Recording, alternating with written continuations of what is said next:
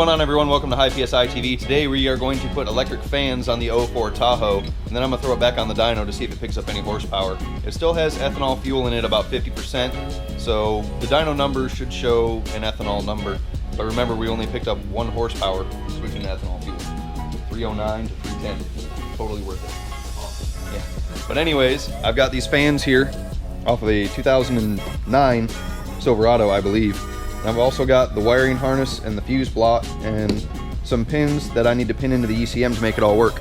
Right now, we've got the old mechanical fan and fan shroud, and I'm hoping that this fan setup is going to bolt in and make it a lot easier on me. And then the ECM sits down there. We got to throw some pins in it. The computer's already been programmed to run the fans, and the temperatures have already been set, so we're going to have a high, low, and AC fan. That's why we have 3 relays in our relay block. But without further ado, Nick is going to give me a hand, and we are going to start tearing this thing apart. First thing we have to do is take off the core support cover, and we're going to pull off the cold air and pull the radiator hose out of the fan shroud like that, and we'll zip tie it back so that we can get in here and work.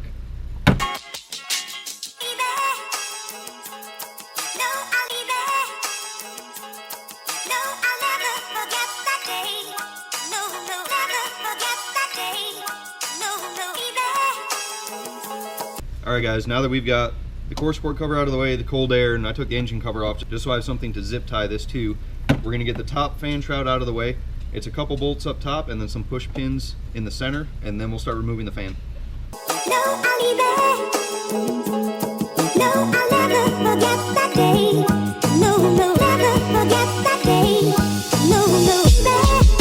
Now that we have the upper fan shroud out of the way, we can take the clutch fan off. And my favorite method for doing this is an air hammer. They make tools to hold the water pump pulley, and you use a big ass wrench to get the fan off, but air hammers are fun, so that's what I'm going to use.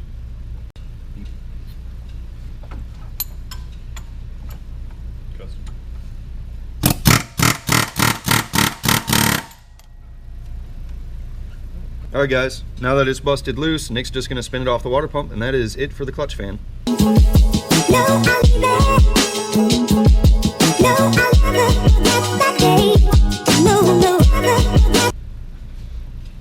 Now all we have to do is lift the lower shroud out of place, and we are ready to throw some new fans at it.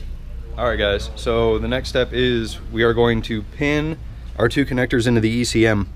So what I'm actually going to do is I'll pull the ECM out, lay it up here so we can kind of get a little bit better view of it, and then I'll show you the wiring diagram that shows where the pins need to go. Here's the wiring diagram.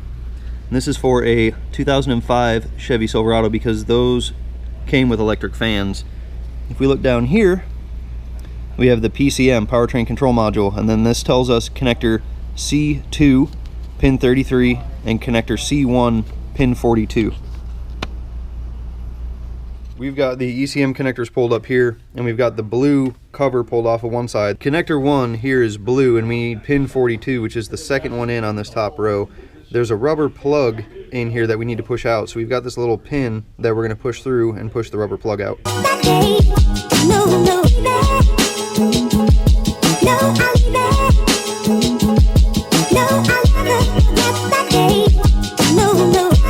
So you can see second pin in, we have it installed, and we used a light blue wire.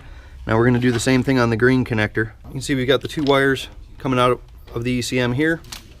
I chose a blue and a white. Now what we need to do is throw the fans in.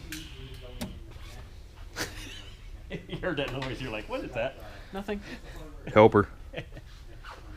Gonna put the fans in here, see if they bolt up. If they do, awesome, and then we'll start laying our harness in and get everything wired in.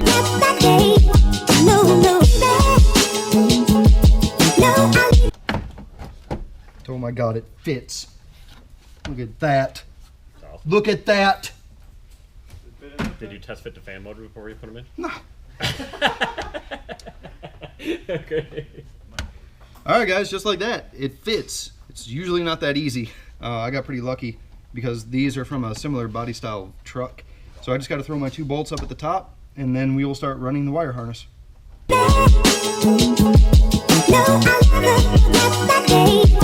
We got the electric fans in here, and we've got the harness routed up this power steering line, goes across the main engine harness, and the power goes to the back side of the alternator here. The grounds go on the side of the alternator bracket here.